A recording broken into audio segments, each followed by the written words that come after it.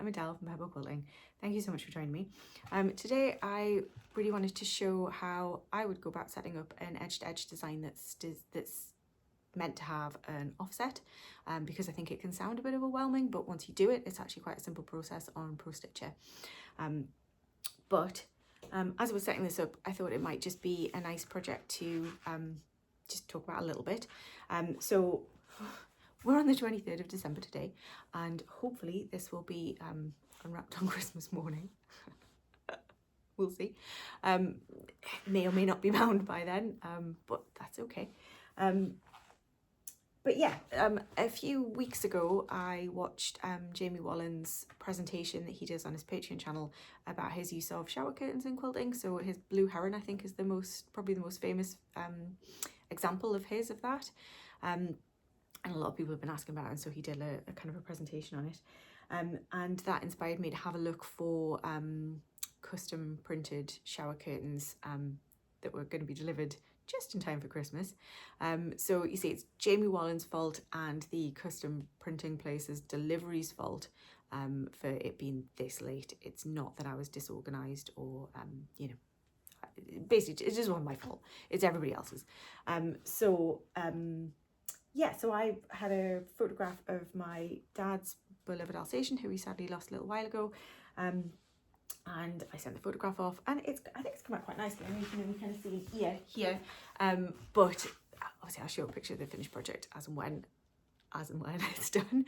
But it's come out quite nicely. And so it's a polyester blend shower curtain. I've just cut the rings off the top, which is optional, but I don't trust myself to entirely stay away from them enough when I'm quilting. So just for safety reasons, I decided to cut the top off. And if I had a ballpoint needle, I think I would give that a try, because I'm going to get some runs with the sharp needle that I have, but I have what I have. I haven't got enough time now to get other needles. And the advantage of this was it was relatively inexpensive. So I think that the quilt top was about £25. And I'm using a brushed cotton duvet cover as a backing. So I think the duvet cover set cost me £14, so I'm using half of that. So yeah, so about £32 for the top and the backing. I am using a wool wadding because I have a roll of that, and I have lost track of exactly how much I pay for that per metre. But I'd be quite happy I would probably use a polyester for this, to be honest, because I like the puff of polyester, but obviously 80/20 would be fine as well. And I think overall that would make it a pretty cost-effective gift. And I think it's something you can make really special, isn't it? So I think this will be, well, hopefully well received and liked, and obviously a very personal gift as well. So yeah, so I'm going to try and stitch that up today and trim it down, hopefully get it bound in time for Christmas, but we'll see. But yeah, those are the details for the quilt, and obviously I'll show a picture of it when it's finished. But yeah, anyway, so setting up the design. Okay, so I've set up my quilting space and quilt area. So the quilting space is this black rectangle, and in order to do that, it involves moving the machine, so it's a difficult thing to do on camera. So all I do is move my machine right off the left hand side of my project to really as far as it's safe to quilt on the backing, and as close to the back bar as my machine will go, and then move forward about an inch, and I press the quilting space button, and then I just do the same on the right hand side, essentially come right off the quilt to as far as it's safe to quilt on my backing on the right hand side, and I bring my machine as far as it'll come to the belly bar, and then move it back about an inch and press that same button again, and that gives me that black rectangle. And then my quilting area, I go about 1/4 of an inch to the top and left of the top left corner of my quilt top, and then I bring my machine over to the right and come about 1/4 of an inch off to the right on my quilt top. And at both of those areas, at both of those points, I press this star button or the star on my handlebars, which gives me the width of the quilt. I know my shower curtain is approximately 60 by 70 inches, so my area then appears as just over 60 inches, and the width is set by moving the machine in that way, but obviously you can't set the height that way because your quilt's loaded. So I know my quilt is 60 by 70 inches, so then I can just click on that box and put my height in. And I would always want to put my height as larger than I know it is, so that when I get to the bottom I can crop my design down and I know I'm not going to run out of design as I get towards the bottom. Hopefully that makes some degree of sense. I feel like there were a lot of words there in not a particularly planned way, but if you've got any questions, just ask and I can try and answer in a more eloquent fashion. So now that I've got my quilting space and quilt area, you don't have to have a quilting space. I just quite like it so that when I'm setting the design up, I can see how many advances I can safely get in one throat space. And sometimes then that means I can adjust the size of the design to make the quilting more efficient. So then I'm just going to open my design. So File, Design, Open. And I'd already found where it was on my memory stick, and I'm going to use the clammy GSD right. I know I want the HQV file, which I know is green, and when I press on that it shows me it's the HQV file in there. So I'm going to open it. It's going to put it where my crosshairs, so its start point is where my crosshairs are, so I'm just going to pull it and drag it over here. So now that I've opened that, this little icon here has opened up, so designer notes, and that's going to be quite handy for me because it tells me bits and pieces that may or may not be useful, but the row gap and the offset are the most useful bits at this stage that I'm interested in.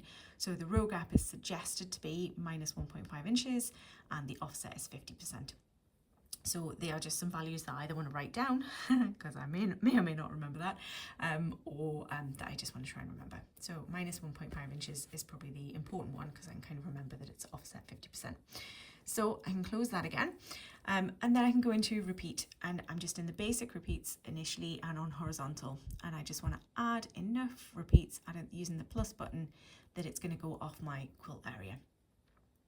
So if I was setting up a standard edge to edge, at this point I would baseline. I don't want to baseline this one because if I do, then that row becomes the design rather than each one individually being a design. And then when I do the offset, it will take the whole row and it will offset the whole thing 50% rather than working on each of the individual designs. So for this one, I'm not going to baseline at this stage. So I'm going to go into wrap instead, and I'm going to go to row, basic, and I'm going to need one repeat. So I'm going to add a repeat. I can change my row gap now, so -1.5,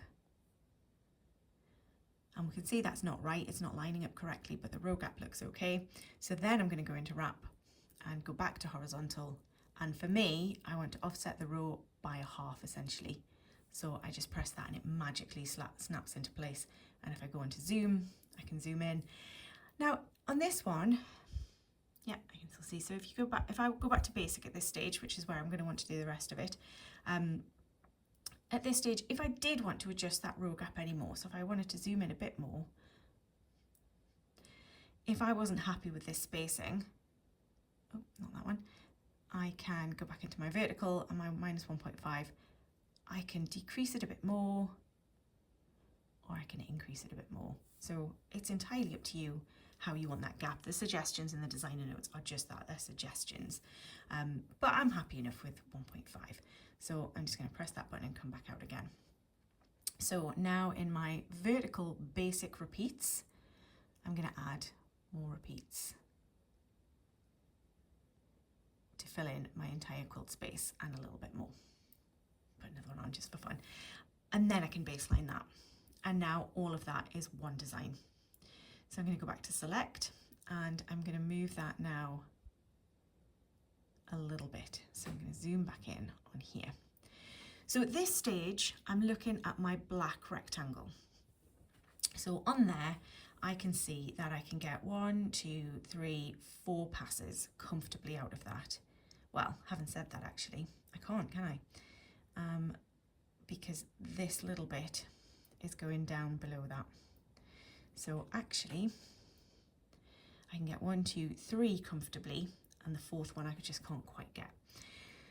So do I want to either increase or reduce the size a little bit to make that more efficient? I quite like to use the 1-to-1 button at this stage, and I like to look at the biggest area to see how much negative space there is, because I don't like a very baggy quilt. I like quite dense quilting. Obviously, again, that's quite a personal choice, so you can make your own decisions on what you're happy with and what your it's usually the wadding that has instructions about how close your quilting needs to be to continue to make it a stable quilt, so that you'll get a lot of years of use out of it. So I'm looking at this, and this is the actual size that it's going to quilt out. I could probably go a little bit bigger. So if I come back out and again just zoom in on my black rectangle, so then I can go into modify and resize. And what I want to do here is I want to make sure that I've pressed the lock button, because otherwise I'm just resizing it either by the width or the height, and then it distorts the design, which I don't want to do. This has given me the overall measurement of the quilt rather than it being an individual design, but I don't worry about that too much. So I'll increase it a little bit.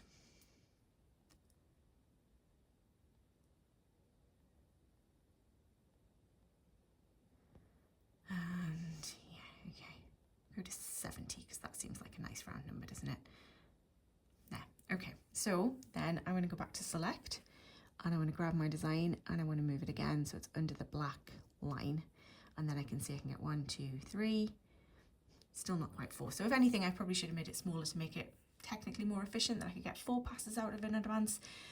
But bigger obviously means less advances. So I'm going to have another look at 1-to-1 because I want to make sure I haven't made that too big.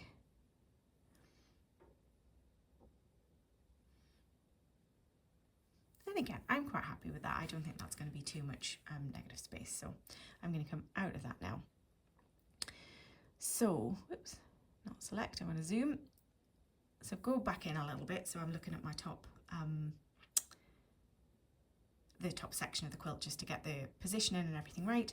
So now I can go back to select, or I can go into reposition here and use my nudges.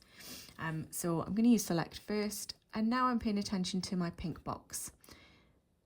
And what I'm going to want to do is move it up, because actually, I'll move that back down for a minute. If I use the top design to go out to the top, then this area isn't filled, which it is further down.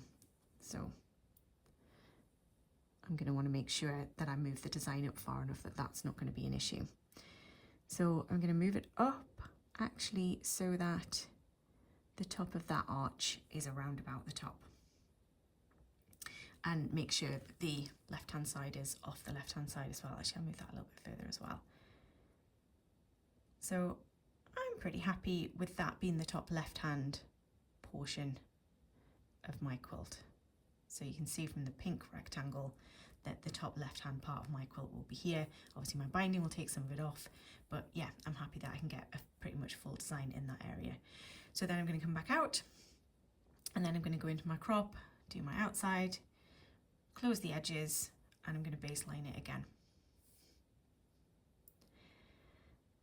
So I'm happy enough with how that looks. So I am going to then go into File and Save, and I'm happy with Save Selected because that's just my design. It doesn't save my area or the workspace. And for me, I save mine in C, Users, Adele, and I use Current Project.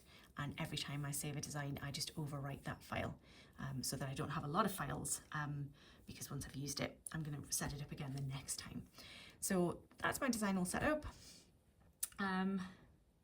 If you've got any questions or queries, please let me know. And otherwise, I'm just going to set this away to stitch out. And yeah, hopefully, this will be a nice Christmas gift.